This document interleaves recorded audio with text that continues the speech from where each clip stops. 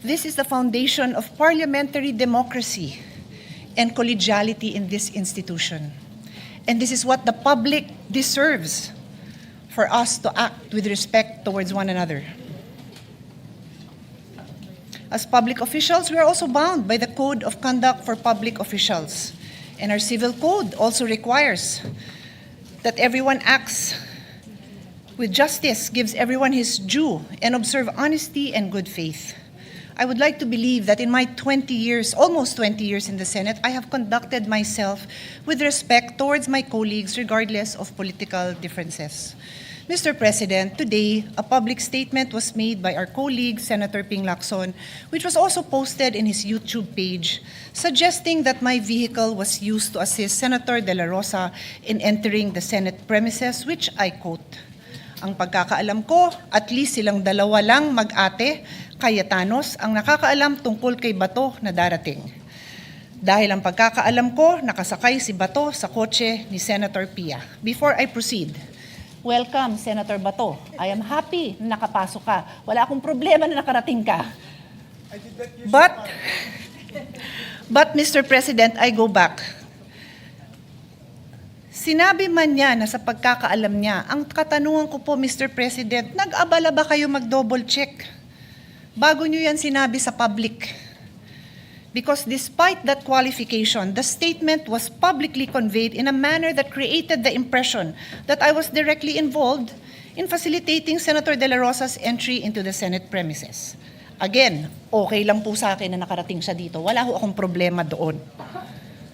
Let me state this clearly and unequivocally. That statement is false.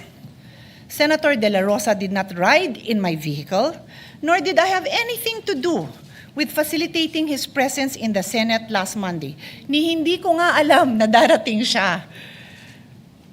Nalaman ko lang na darating siya dahil ang minority floor leader na kapatid ko tumayo dyan, and he addressed the Senate President and nagpasalamat siya sa public service ng Senate President, Senator Tito Sotto, which I also believe is well-deserved. Sinabi niya na maganda ang pakitungaan sa kanya ni Senate President Tito Sotto. And then sinabi niya na we have the numbers and Senator Bato is present. Nagulat din ako.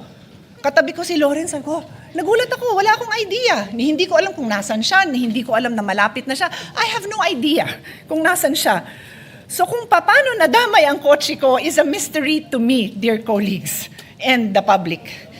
In fact, Senator Kiko can attest, you saw me downstairs sa basement dahil pareho kami dyan madalas dumaan at sabi niya pa sa akin, dito kayo nagdidiskusyon ng staff mo, hindi na dun sa hagdanan dahil ilang beses ko na siya naharangan sa hagdanan, sa hallway na napakakitid, na nagdidiskusyon with my staff. Sabi ko, oo nga, ang haba ng mga diskusyon namin. Siguro naman kung dala ko si Senator Bato, medyo kinakabakabahan ako na makita ako dun ni Senator Kiko, di ba? So, it is a mystery to me. Paano ako nadamay at yung sasakyan ko? If the gentleman wanted to know paano nakarating si Senator Kiko, then why not ask him? Sorry, Senator Bato, kung paano nakarating si Senator Bato, then ask him. Or ask the now Senate President, who was the one who said that nandyan na siya. Wala ko talaga akong alam. So, Mr. President, a false public imputation, whenever made, is exactly what the above-mentioned rules were designated to prevent. Unverified allegations about a colleague falls below the standard of professionalism that is demanded of public officials. Magulo na nga ang mundo, magulo na ang Pilipinas, wag na nating dagdagan. Don't say things about your colleagues that are not true. I trust that under the leadership of my brother, Alan Peter Cayetano, whom I know, not just as a public servant, but as my younger brother, this chamber will conduct itself with sobriety, fairness, and respect for the truth and respect for one another. Mr. Senate President, I will keep this manifestation short. Napakarami pa hong trabaho. Mag-aaral pa ako para sa hearing ko on the rising prices of electricity. Mag-aaral pa ako to support our colleagues who will be the next chairperson of the Committee on Health, the Committee on Energy, at napakarami pa ho nating trabaho kailangan gawin. So I leave that as it is, and I hope that this will not be repeated again. Thank you. Senator Marcoleta, can we give way to Senator Lacson since... Thank you, Mr. President. Senator Lacson is recognized. I want to put it on record that I sincerely apologize to our distinguished colleague, Senator Pia Cayetano. That information was relayed to me by a fairly reliable source, no? And if that was a mistake, then I sincerely apologize. I thought I made a public statement because I thought it was just a very, not really a serious matter, but because maski saan sumakay si Senator Bato, as everybody would agree, it is of no moment. No? Sa amin siguro, kung malaman namin kay Senator Ligardo pa nakasakay, baka doon pa kami magkaroon ng issue. Pero maski kanino pa siyang nakasakay na sasakyan, lalo na from the majority, sa tingin ko wala naman pong problema, walang issue. Kaya parang isip ko, okay lang yung i-share ko yung information that I received from, ang sabi ko, from a fairly reliable source. Now, if it is false, then, or even if it is not false, then I sincerely apologize, Mr. President. Well, Senator Pia said that she will leave it at that, so I will not refer it to any committee. Senator Lacson apologized, you accepted.